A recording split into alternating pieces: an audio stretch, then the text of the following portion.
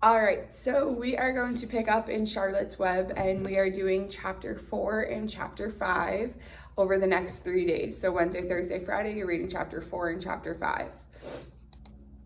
We left off with chapter 3, Escape, where we learned a lot. We learned that all of the animals in the barn are now part of our story, that they can talk. And we also learned that Wilbur came to the conclusion that maybe he is too young to be out in the real world, and that kind of gives us a hint that he is staying at the barn. And we are going on to chapter 4, that's called Loneliness.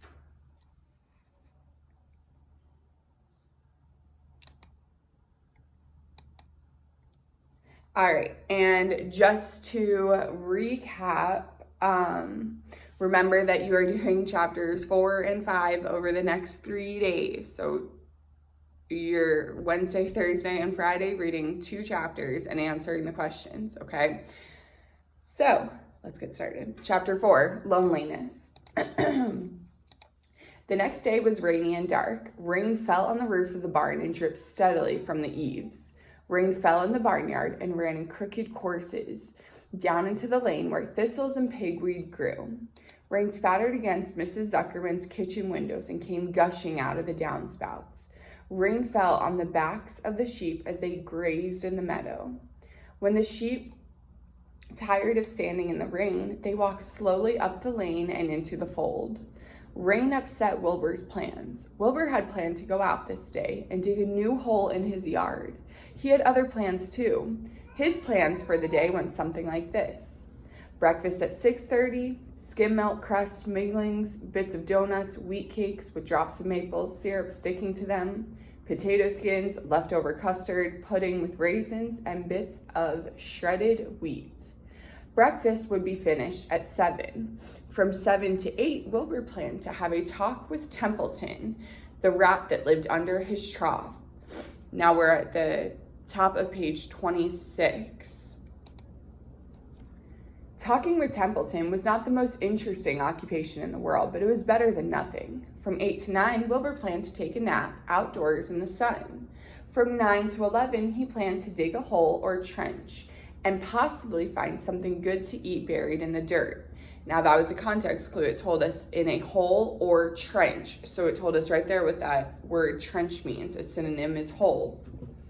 From 11 to 12, he planned to stand still and watch flies on the boards, watch bees in the clover, and watch swallows in the air.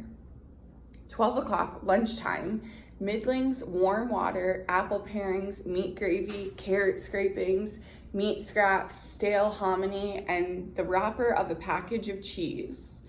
Lunch would be over at 1. From 1 to 2, Wilbur planned to sleep. From 2 to 3, he planned to scratch itchy places by rubbing against the fence. From 3 to 4, he planned to stand perfectly still and think about what it was like to be alive and to wait for Fern. That sounds a little boring, huh?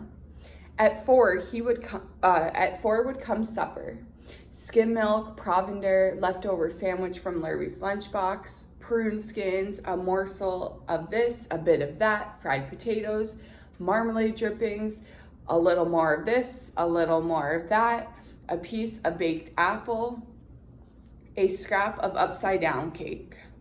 Wilbur had gone to sleep thinking about these plans. Now I'm at the top of page 27. He awoke at 6 and saw the rain, and it seemed as though he couldn't bear it.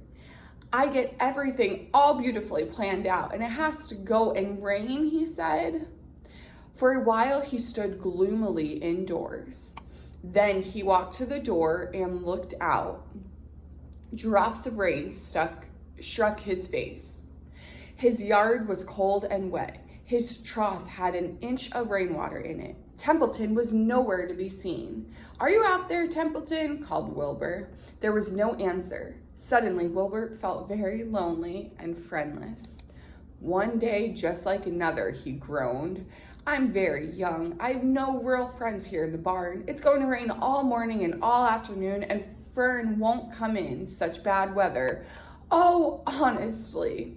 And Wilbur was crying again for the second time in 2 days. At 6:30, Wilbur heard the banging of a pail. Lurvy was standing outside in the rain, stirring up breakfast. "Come on, pig," said Lurvy. Wilbur did not budge. Lurvy dumped the slops and scraped the pail and walked away. He noticed that something was wrong with the pig. Wilbur didn't want food, he wanted love. He wanted a friend, someone who would play with him. He mentioned this to the goose, who was sitting quietly in the corner of the sheep field. The top of page 28. "Will you come over and play with me?" he asked. "Sorry, Sonny, sorry," said the goose. "I'm sitting on my eggs. 8 of them. Gotta keep them toasty warm. I have to stay right here. I'm no flibberting, gibberding, gibber. I do not play when there are eggs to hatch. I'm expecting goslings." "Well, I don't think you're expecting woodpeckers," said Wilbur bitterly. Wilbur next tried one of the lambs. "Will you please play with me?" he asked. "Certainly not," said the lamb.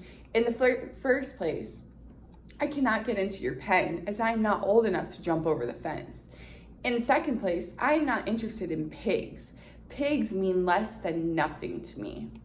"What do you mean, less than nothing?" replied Wilbur. "I didn't think there is any such thing as less than nothing. Nothing is absolutely the limit of nothingness. It's the lowest you can go. It's the end of the line. How can something be less than nothing? If there was something that was less than nothing, then nothing would not be nothing. It would be something. Even though it's just a very little bit of something. But if nothing is nothing, then nothing has nothing that is less than it." "Oh, be quiet," said the lamb. "Go play by yourself. I don't play with pigs." Page 29. Sadly, Wilbur lay down and listened to the rain. Soon he saw the rat climbing down a slanting board that he used as a stairway. "Will you play with me, Templeton?" asked Wilbur. "Play?" said Templeton, twirling his whiskers. "Play? I hardly know the meaning of that word." I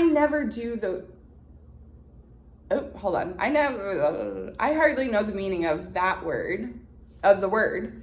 "Well," said Wilbur, "it means to have fun, to frolic, to run and skip and make merry." "I never do those things if I can avoid them," replied the rat sourly.